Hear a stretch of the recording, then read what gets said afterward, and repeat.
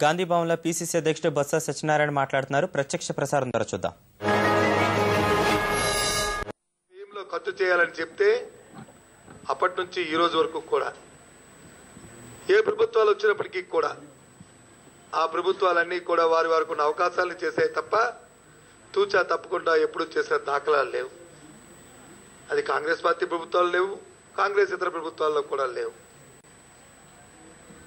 కానీ స్వర్గీయ శ్రీమతి ఇందిరాగాంధీ హయాంలో ఏ రోజైతే ఎస్సీ సప్లాన్ చేశారో ఆ తదుపరి ఎస్సీ సప్లాన్ చేసి ఈ దేశంలోనే వారికంటూ ఒక కార్యక్రమాన్ని రూపొందించాలి, ప్రణాళిక వేయాలి, ఖర్చు జరగాలని చెప్పి అంకురార్పణ చేసిన విషయాన్ని కూడా మనం ఈ సందర్భంగా చెప్పుకోక తప్పదు.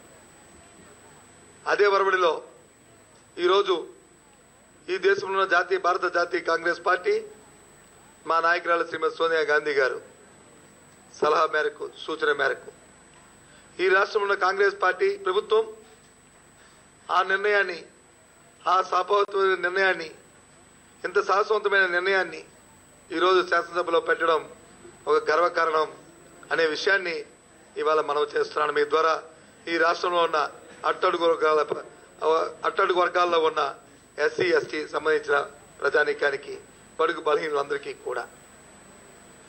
ఎందుకంటే కాంగ్రెస్ పార్టీకి అధికారాలు ముఖ్యం కాదు, అధికారంలో ఎన్నాళ్ళు ఉన్నామనేది ముఖ్యం కాదు. ఇవాళ కాంగ్రెస్ పార్టీకి అధికారంలో ఉన్నప్పుడు మనం ఏదైతే సామాన్య ప్రజలకు సమాజానికి చెప్పామో, ఎన్నికల ప్రణాళికలో ఏదైతే పొందుపరిచామో, ఏదైతే సామాన్యుడికి చెప్పామో ఆ కార్యక్రమం చేయడమే పార్టీ చేయమనేది ఇవాళ ఈ చర్య ద్వారా ఇవాళ ఈ ప్రభుత్వం ఈ రాష్ట్ర ప్రజలకి తెలియచెప్తున్నాం. మేము మనకు తెలుసు, మనకంటే ముందు ఎన్నో ప్రభుత్వాలు ఈ రాష్ట్రాలు పరిపాలించాయి. కానీ వారు ఎప్పుడు కూడా మాటలు చెప్పారు, వర్గాల కోసం, వర్గాల్లో ఉన్న వైషమ్యాలే తొలగించడానికి ఏనాడు ప్రయత్నం చేయలే.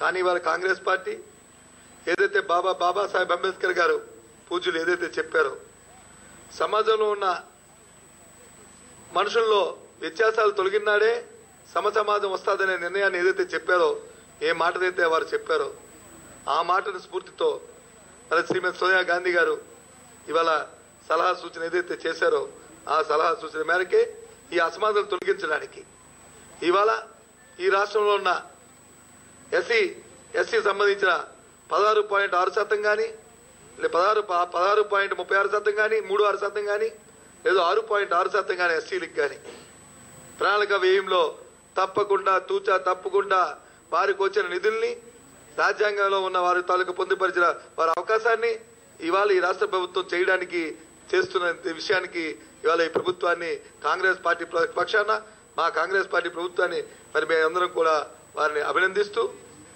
ఈ రాష్ట్ర ప్రజానీకం భరోసా. ఎప్పుడైనా కాంగ్రెస్ పార్టీ ప్రభుత్వాలు ఎప్పుడైనా వచ్చినప్పుడు తప్పకుండా వారు ఇచ్చిన మాటను నిలబెడతాదని, సమాజం కోసం సమాజంలో ఉన్న రుగ్మతలను రూపొందడానికే ఎప్పుడు కూడా ప్రయత్నం చేస్తాదని, వ్యత్యాసాలు తొలగించడానికే ప్రయత్నాలు చేస్తాయని ఇవాళ ఎన్నో సందర్భాల్లో మేము చేసి చూపెట్టాం. ఇవాళ మళ్ళీ ఇంకోసారి చేసి చూపెడుతున్నాం. ముఖ్యంగా భారతదేశంలో ఇవాళ పారదర్శకతతో చట్టాలు తీసుకొచ్చిన ఏదైతే ఇన్ఫర్మేషన్ యాక్ట్ తీసుకొచ్చామో ఇవాళ సోనియా గాంధీ గారి తాలూకా సలహా సూచన మేరకు, అడ్వైజరీ కౌన్సిల్ ఇచ్చిన సలహా సూచన మేరకు ఏదైతే తీసుకొచ్చారో దాంతో పాటు ఉపాధి చట్టాన్ని కూడా తీసుకొచ్చి సామాన్యుడికి 5,000 నోట్లోకి వెళ్లే పరిస్థితిని కాంగ్రెస్ పార్టీ ఇవాళ దేశంలోనూ ఇవాళ చేసిన విషయాన్ని ఈ సందర్భంగా మనం ఒకసారి చెప్పుకోక తప్పదు. ఎందుకంటే ప్రభుత్వాలు ఎప్పుడు వచ్చినప్పటికీ కూడా సామాన్యుల కోసం వాళ్ళ ఆలోచన చేస్తూ, వారి ఉపాధి కోసం ఆలోచన చేస్తూ, వారి తాలూకా మనోవికాసాన్ని పెంచడానికి, ఆర్థిక పరిస్థితిని మెరుగుపరచడానికి ఇవాళ కార్యక్రమాలు చేస్తాం.